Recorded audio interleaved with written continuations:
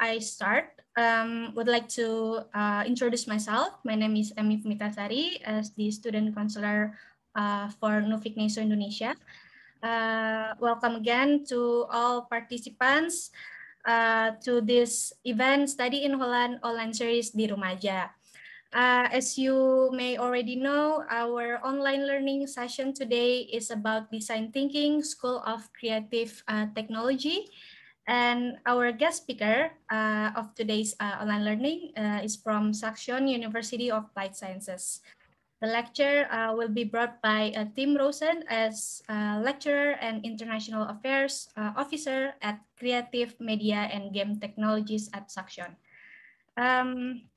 In Tim's presentation, he will start by giving you a brief information about Saxion and the programs that they offer. And finally, he will provide you some insights into how students in the Saxion Creative Media and Game Technologies program are prepared for employment in the global creative industries. And at the end of this his presentation, we will have a Q&A where we also encourage you to use the microphone by clicking the raise hand button, in which you can locate it in the bottom of your screen. You are also welcome to type in your question in the chat box. All right, so before we move forward to Tim's presentation, would like to give you a brief introduction about Nufik and what is Nufik Neso. So Nufik is a non-profit Dutch organization based in The Hague, the Netherlands, and we support internationalization in higher education. We are funded by the Dutch government, to be exact, the Dutch Ministry of Education, Culture, and Science. And we currently have 9 representative offices of Nufik called Nufik Neso, which is Netherlands Education Support Office. As you can see in the map there, our offices are spread over the world, and one of them is in Indonesia. All right, so what are the main activities that we do? The first one is we give study in Holland information and student counseling for prospective students. We also promote cooperation between higher education institutions in Indonesia and the Netherlands. For example, we have collaboration for events such as the Week of Indonesian Netherlands Education and Research.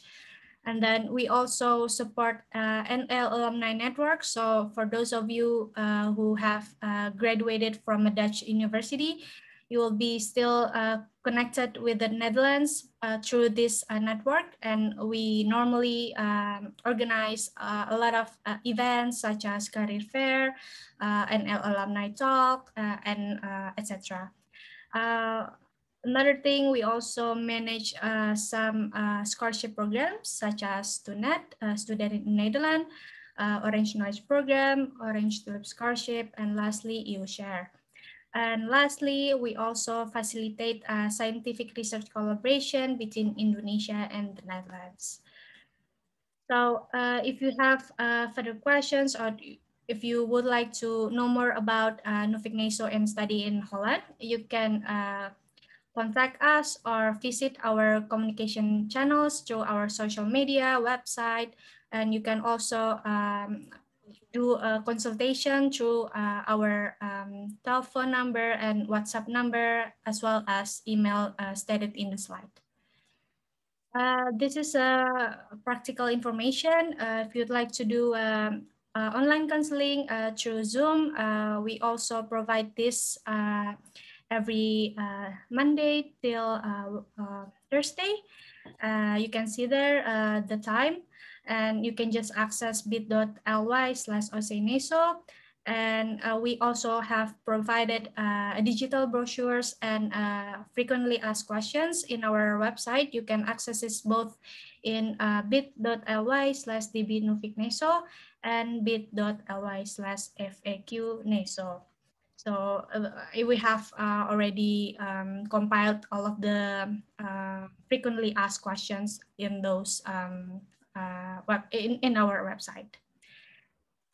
All right, so we come back to our main event. The topic is about design thinking. So before I give the floor to Tim, I'd like to read a little bit of his biography. So Tim Roosen works at Saxion University of Applied Sciences for over 10 years. He is currently working as a lecturer and international affairs officer within the Creative Media and Game Technologies program. Within this department, Tim is responsible for the content and organization of courses such as user experience and interface design, behaviorism, and design thinking. Tim has extensive work experience as a freelance designer, media strategist, and researcher, and he knows how to inspire and motivate students to create impact for users and clients through applied research projects using new interactive technologies. Prior to his academic career, he obtained a Master of Science in Media Technology from Leiden University and a bachelor's degree in media technology from Saxion University of Applied Sciences. So please welcome Tim Roosen. How are you? Good morning or good afternoon for you. Good morning.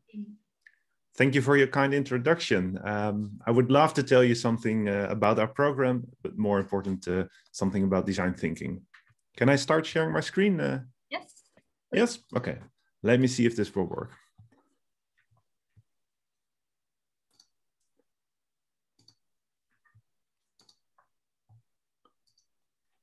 There we are. So I hope the screen is all visible for you.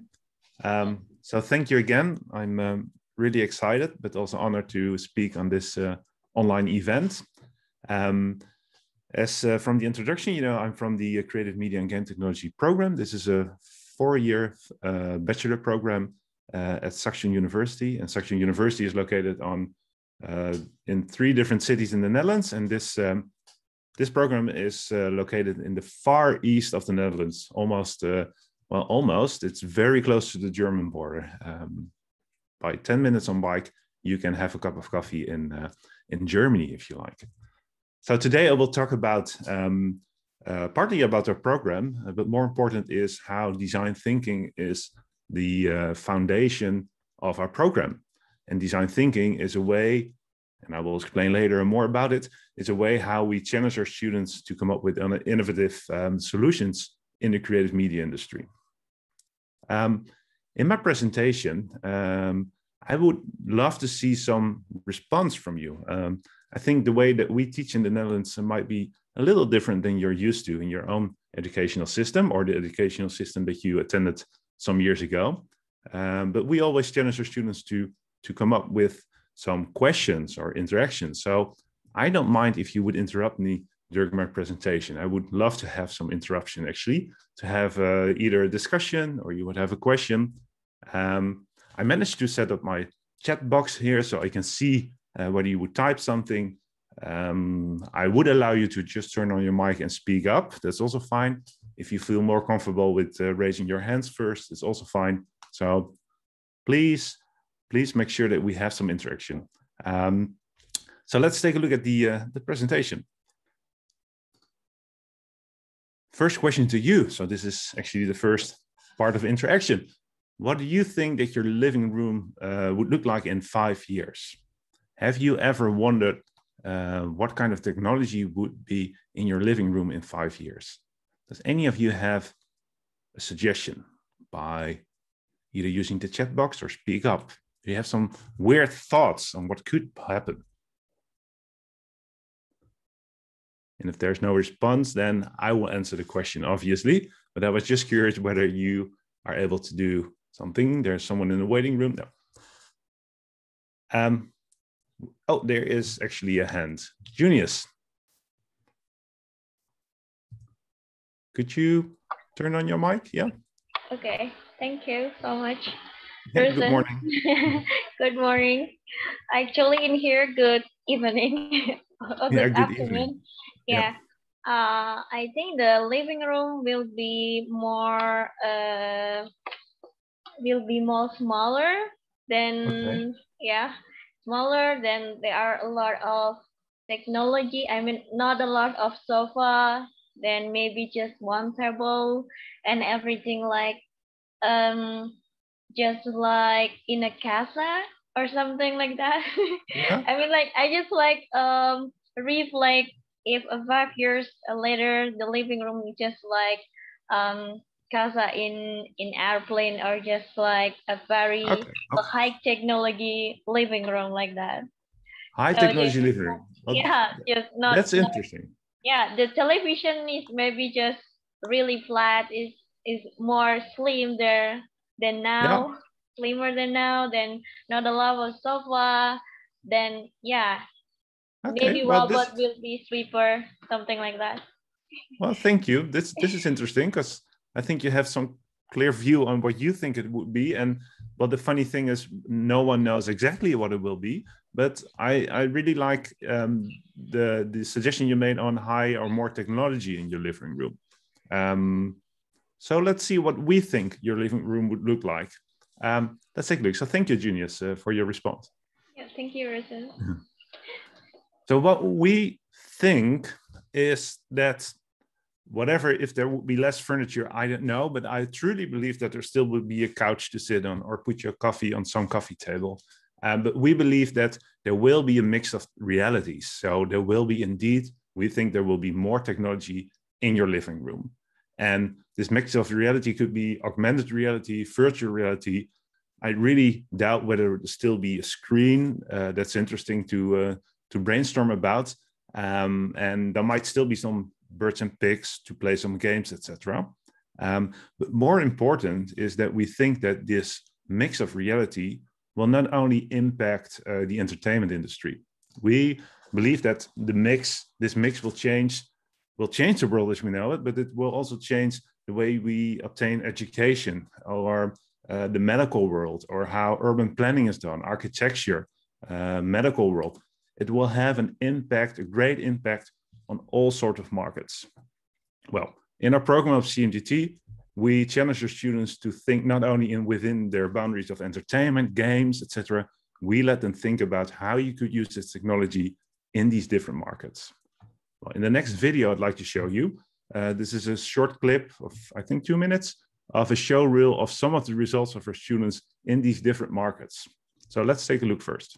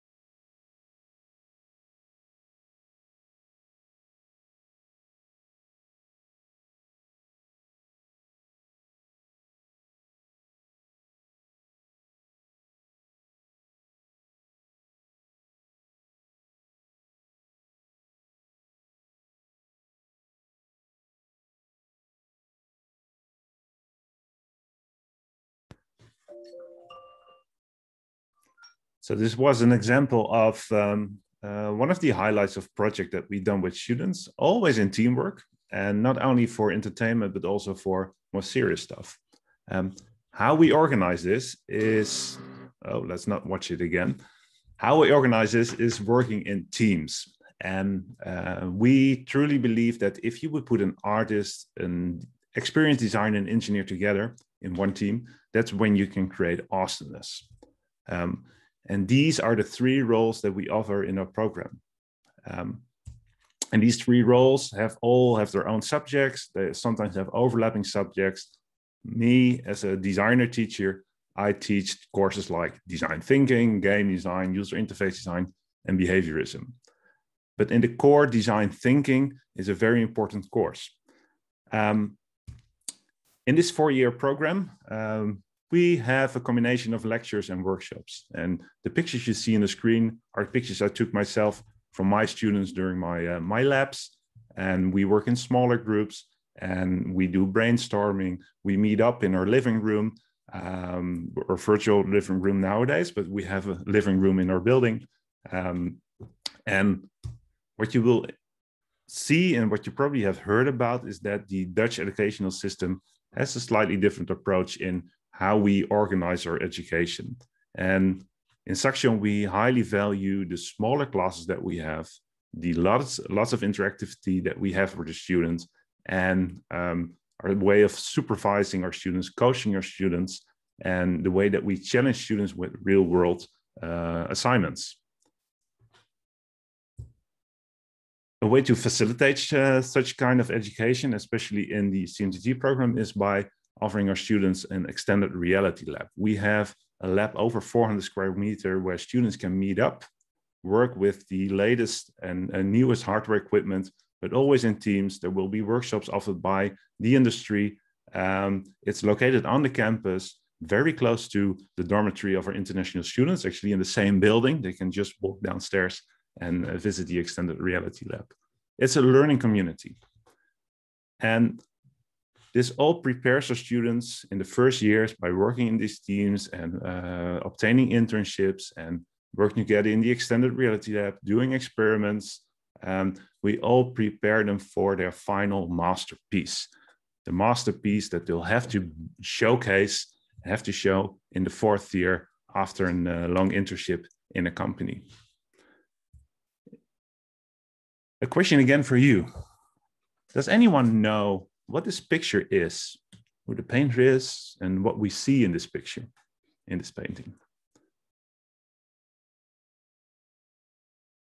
Okay. Okay.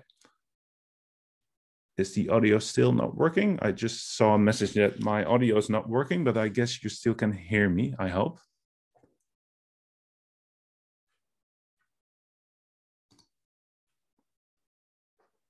Right now it's working. Okay, thank you. So let's see if anyone dares to raise their hand and see if you know who these people are in the painting, who the painter is. Does any of you have an idea? Any? You can type. I will wait. No response yet. Okay, well, this is a group of people. No idea, sorry. Doesn't matter. But you will definitely see this painting if you ever would visit the Netherlands. It's a picture, it's a painting by Rembrandt. And the Dutch title of this painting is The Staalmeesters. And this is a picture, this is a painting from the Middle Ages in the Netherlands. And it's actually a guild. And a guild was a group of professionals. And this guild was controlling the quality of bakers or goldsmiths or all kind of different trades. And they assess people, they assess the quality, but once you want to become a baker in that time, you have to work on your masterpiece. You have to work on a masterpiece presented to this guild of people. There's actually a question. Sorry, I didn't take a note of your hand. Juniors, you'd like to say something, please let me know.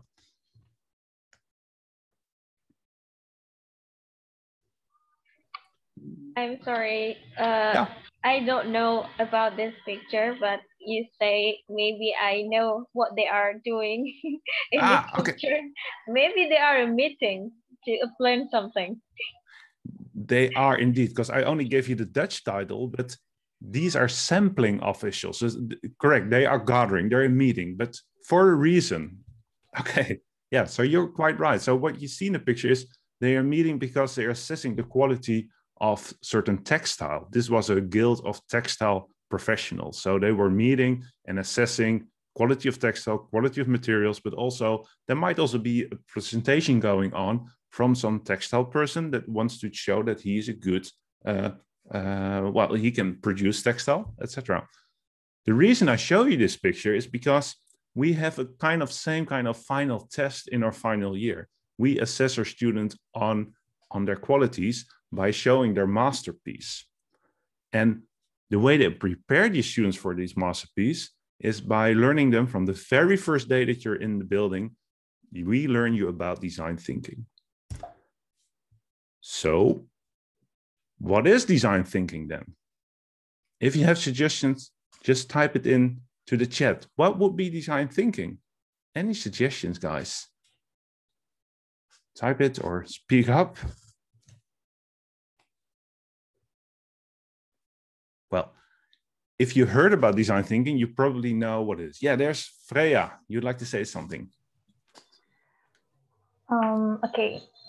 Yeah. In my point of view, design thinking is like a pattern or model of our idea and pull it into a masterpiece or showcase, I think. So yeah, it's like the keyword is pattern or model of our idea. Yeah, so it's a model for idea. It's in the chat box, thinking like a designer. Well, yeah, kind of. Yeah. In fact, design thinking is a method for practical, creative resolution of problems. And it's a strategy, kind of strategy that designers use often for designing something useful. And this is not only be used in the creative industry, it's also been used in other businesses to solve problems. So design thinking can be applicable to your personal business or education as well. So if you haven't heard about design thinking, maybe after this lecture, you will be inspired to introduce some design thinking in your business or your education. So let's take a look at the design thinking stages. So design thinking is in fact a 5-step process. And eventually you should come up with meaningful ideas. But before you can come up with meaningful ideas, you should empathize first.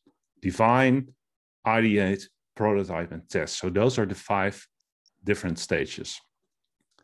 I will go through the 5 stages, what it actually is later on, but in empathizing, you try to develop a deep understanding of your challenge by empathizing with your user, the person, the target group, the target audience that you have to come up with a solution for. You have to empathize what problems they're facing. In this phase after, you will have to articulate the problem. So within the context of your empathizing, you define the problem that you're going to work for. Next phase, you're going to brainstorm. So you're going to brainstorm multiple solutions. And eventually you will select a solution that you have to prototype.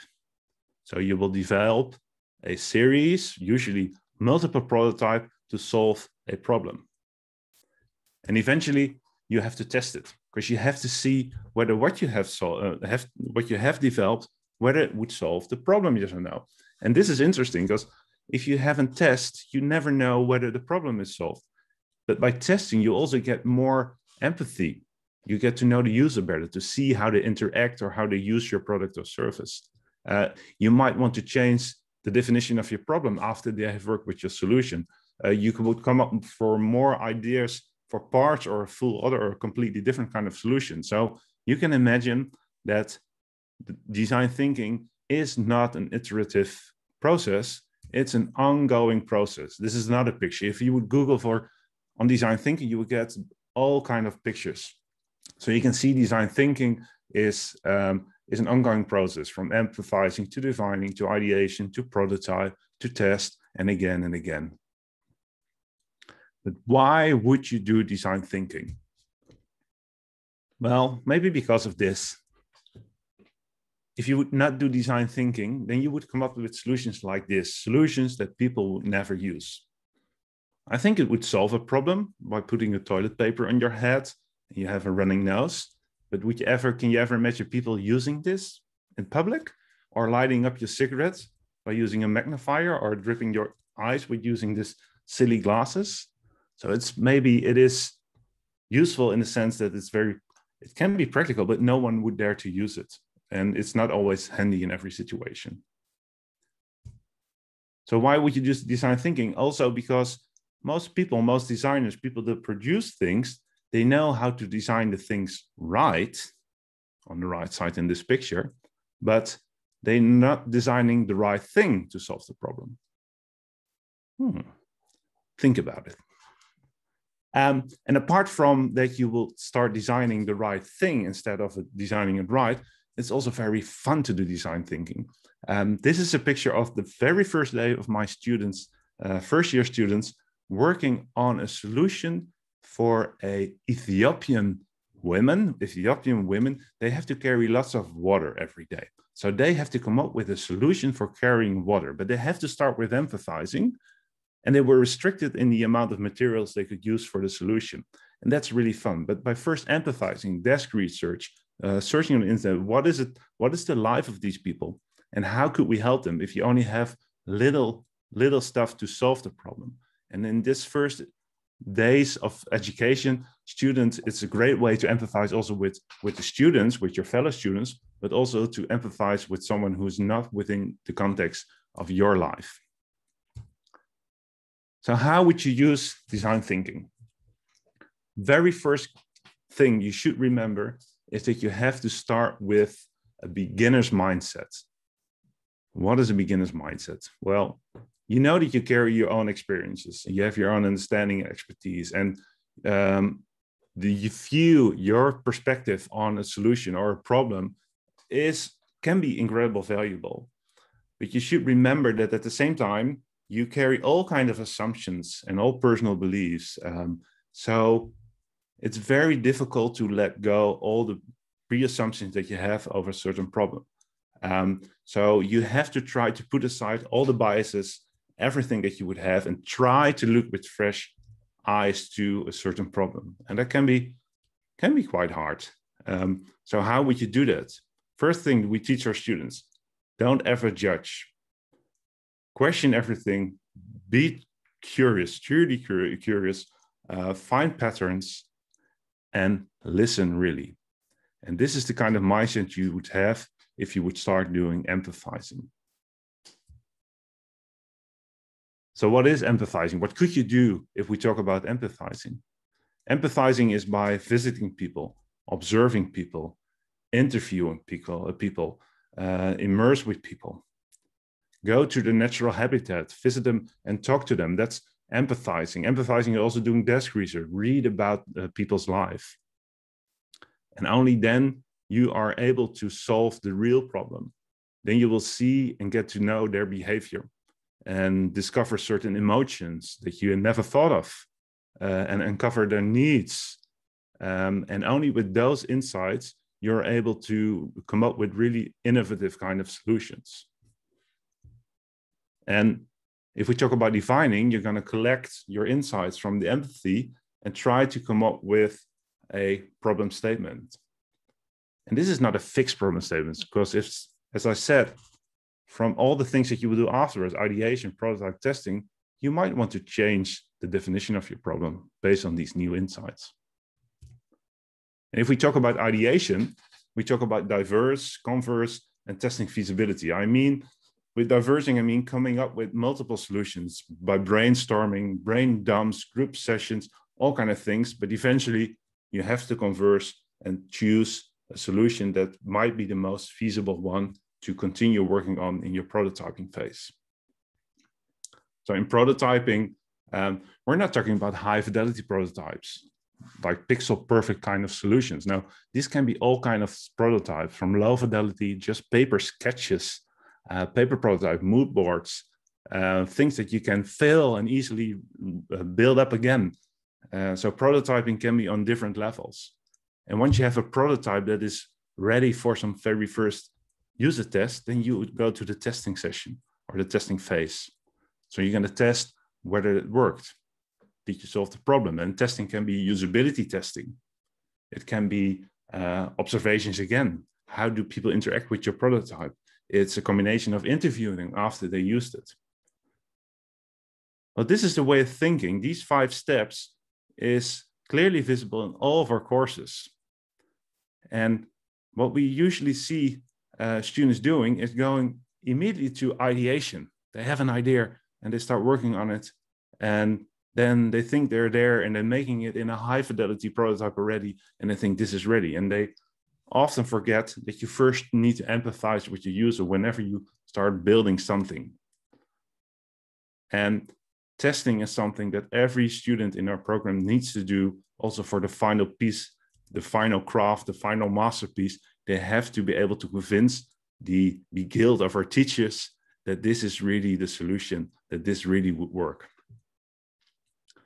Let me tell you a final little story about design thinking and how it affects the graduation thesis or graduation masterpiece of one of my students.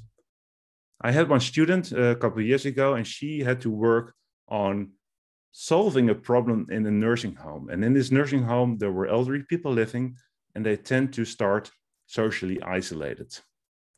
They feel lonely. They were not encouraged to physically move. And if you're in a nursing home in the Netherlands, we often see that family doesn't have much time to visit their elderly people, their family again, the people that are in the nursing home. And what we also see in the Netherlands is that there is a huge workload among nurses. So in this story, there was a nursing home that invited our students to come up with a solution, with technology. They already invested a lot of money in solving this problem by investing technology, like games that people could play, elderly people could play, so they could gather and have interaction, or a Wii console or PlayStation. They were actually quite innovative in technology-wise in coming up with solutions, so people start to use it. And they find out, well, they use it, but after a few days, they're not going to use it anymore. And they saw that the nurse in this home were didn't have time and didn't have any affection with the technology. So they thought, well, could you come up with a tailor-made kind of technology solution so we could solve this problem? And my student went there on a weekly basis. She went there to interview people. So she started empathizing first. What is their life? What are their pains? What are their needs?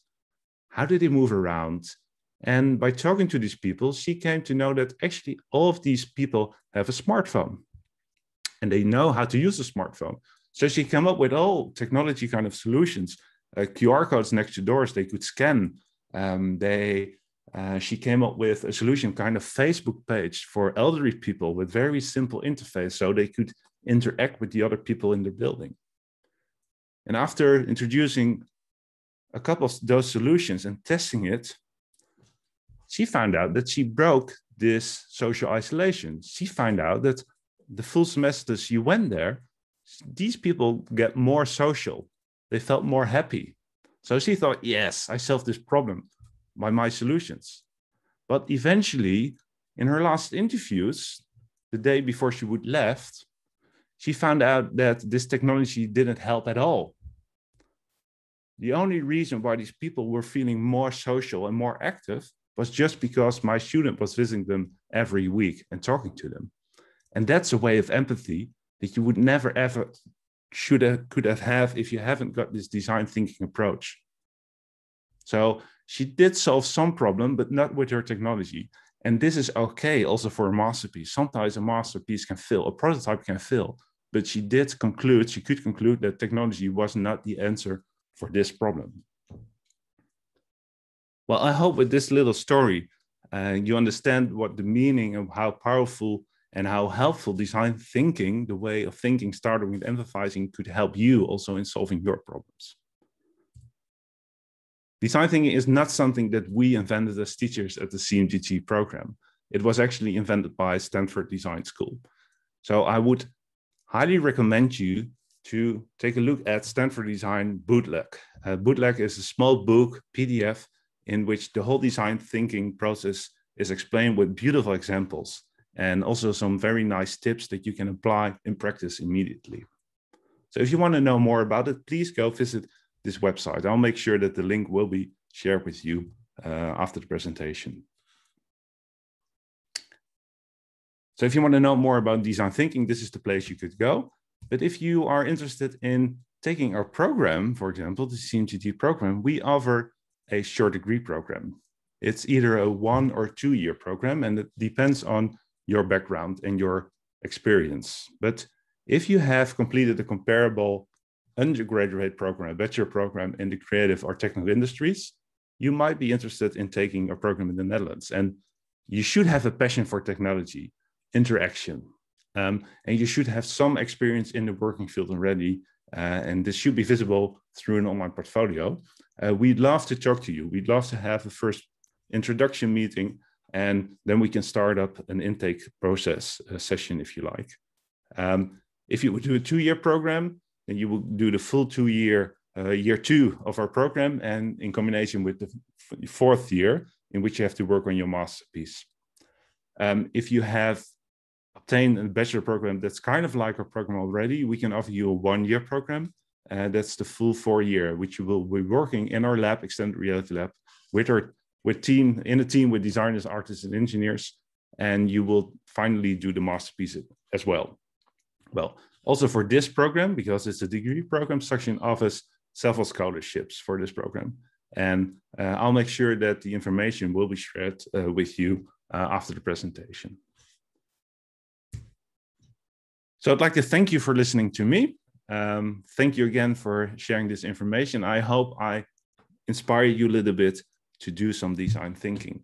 And I think it's time for Q&A now. So let's see if there are any questions. Amy, have you seen any questions already, or now it's time to do questions? So thank you so much. Yeah, thank you very much, Tim. Very insightful presentation. And yeah, exactly. So we have a 10 minutes Q&A. So we very encourage you to ask questions, or if you'd like to discuss more about design thinking, for example, you are more welcome to do that. You can just raise your hand or just write your questions in the chat box. We'll be happy to answer that. Okay. Well, let's see. I haven't received any question yet. Maybe some questions. No problem. Maybe they're working on a question in the chat box. I just briefly showed my mail address, but I think the mail address will be available. If you have questions about the program, or if you'd like to just discuss about what design thinking could mean for your life and how you could implement it, please let me know. I'm love to help you, or one of my colleagues would love to help you. Yes. No. Maybe while waiting, you can share the links that you've mentioned before. I will. On the slide. Yeah, I will. Perfect.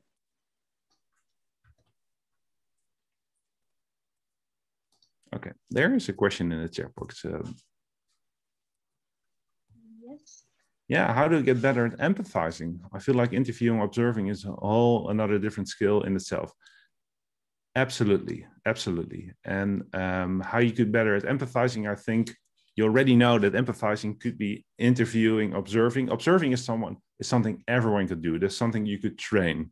But the best way to empathize is the most simple thing is observing. Go there and see what people are doing. In my time, during my studies, I've been observing a lot of people in public spaces just by sitting, having a nice cup of coffee and seeing how they interact with each other, how to interact with the machine I was researching. And that was already quite valuable. And I can imagine the step towards an interview could feel like a big step, but an interview can be a very simple talk, just some simple informal questions. It doesn't have to be a long questionnaire, just some simple, what were you thinking while you were using this thing, this machine, or this service?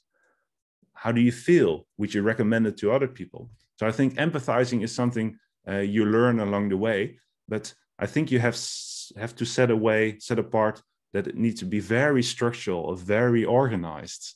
It's just go in there and do it. I think by doing it, you get more experience and you will find out ways to do it more efficient. I think the first times you do empathizing will be not so efficient probably. You will gather too much data and then you realize, oh, this is really too much. I have too much information. What should I do with it? And then you start understanding that if you would empathize, it would help you to have a clear goal. So first set a clear goal. What is the thing that you'd like to measure? What are the things that you would need in order to make the next step? But empathizing, just doing it. And I know that my students also have difficulty starting empathizing because I sometimes give them an assignment. Well, you have to make something for elderly people or people with certain disabilities. Please start. And then, what should I do?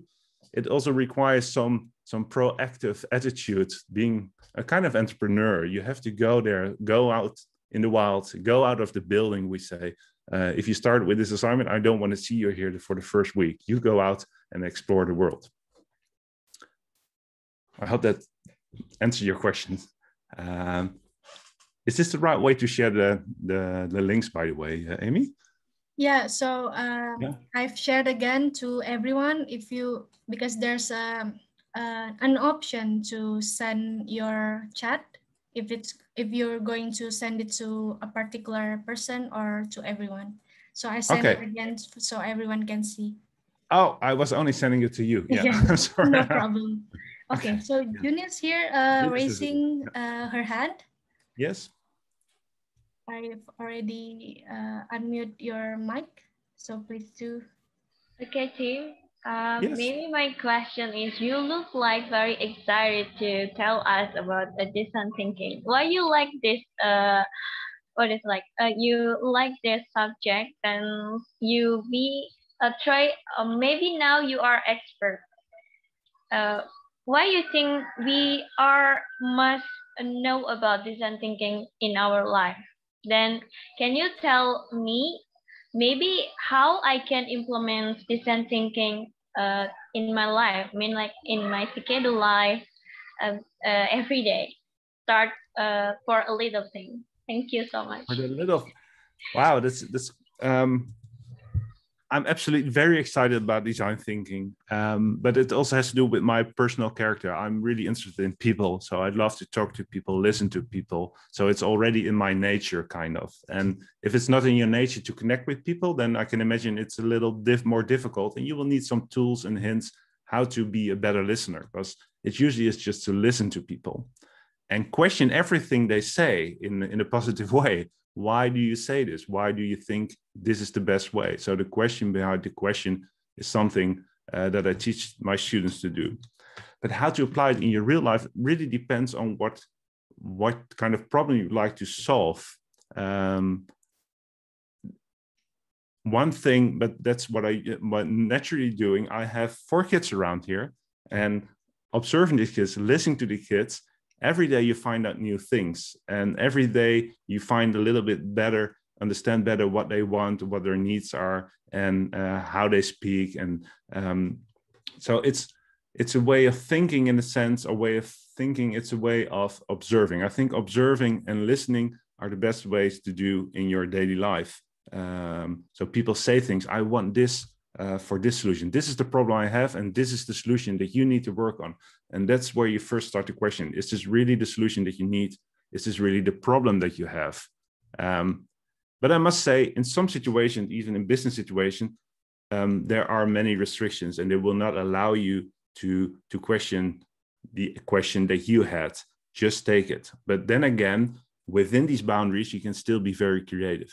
You can still come up with different solutions, ideas, and test it. But I think you have an interesting question, Junius, because I haven't studied actually how you could apply design thinking in your daily life. So I think you put a very nice question here, which I will think about. If I could improve my quality of life in my personal life by using design thinking. I think it's an interesting point you made there, which I don't have a clear answer to, I guess. Yeah, thank you very much, Junius, for your question. I hope we hope that answer your question. But just to remind you that we have another 2 minutes. left for the Q&A. So please do, if you still have questions or just if you want to say something to discuss with them, you are very welcome. Okay, I see here Seth stating that's correct. It will be a little bit difficult for me to work with a lot of people, but I'd like to be able to generate creative ideas instantaneously. How can I on that? On that Yeah. Yeah.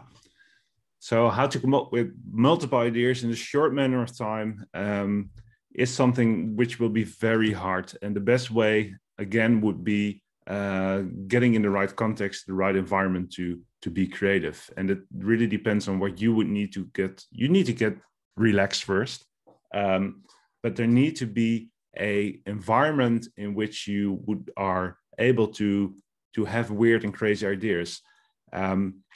What we usually do with the students, and we do brainstorming a lot in teams, in groups. And one of the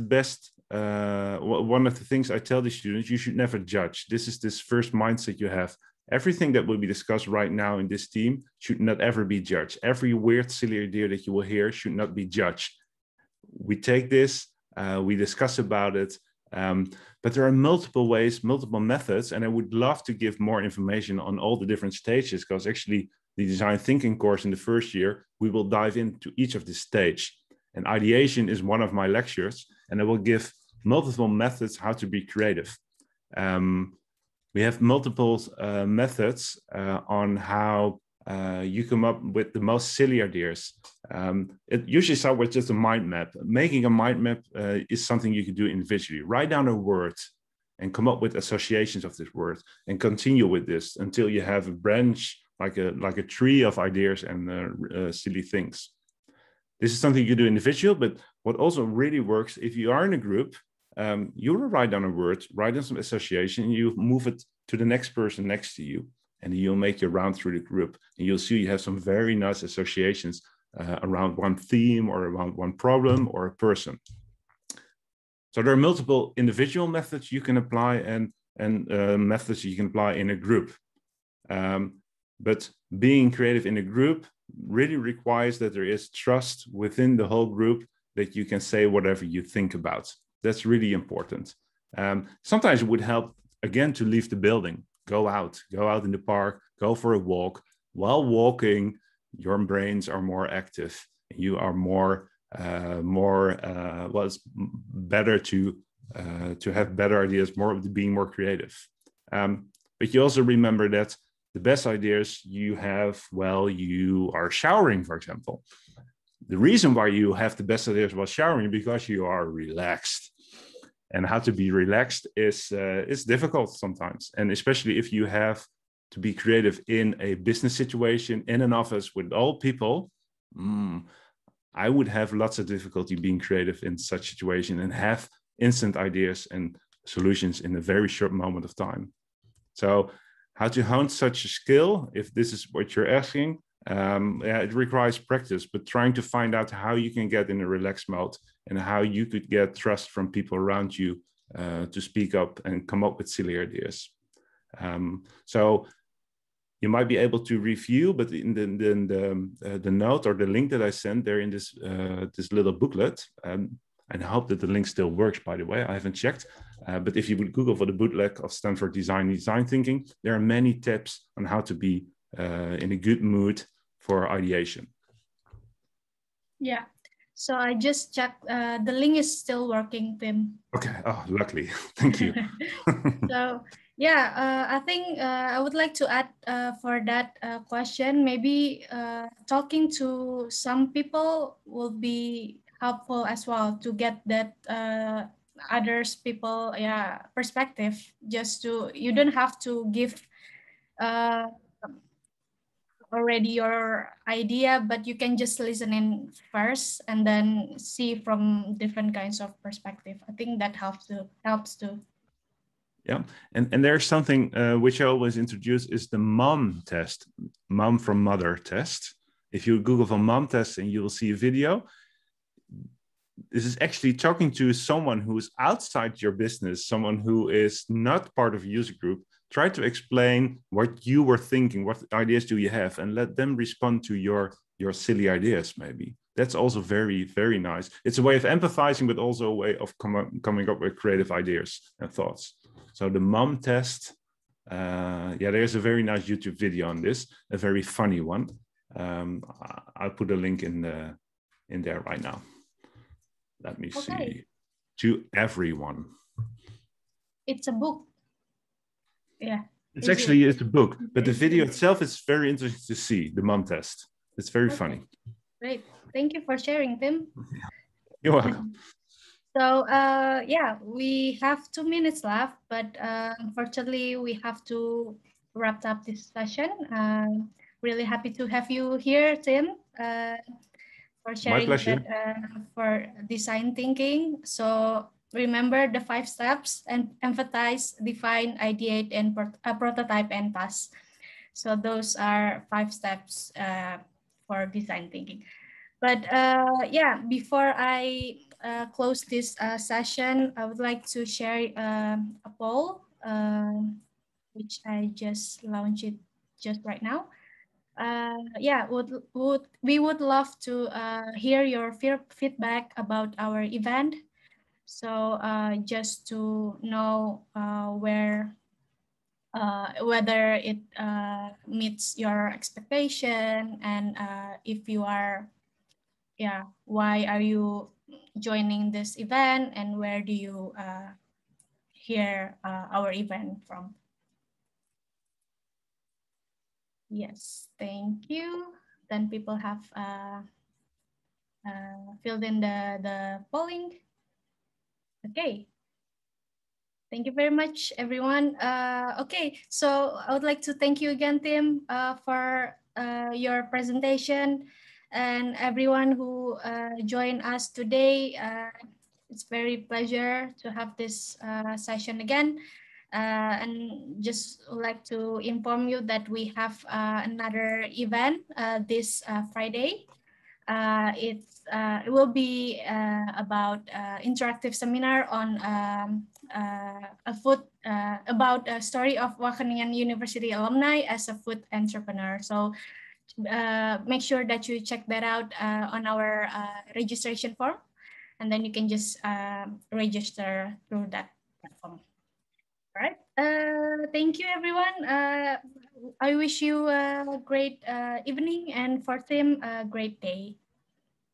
Thank you so much for being here. Thank you. Thank you. Bye-bye.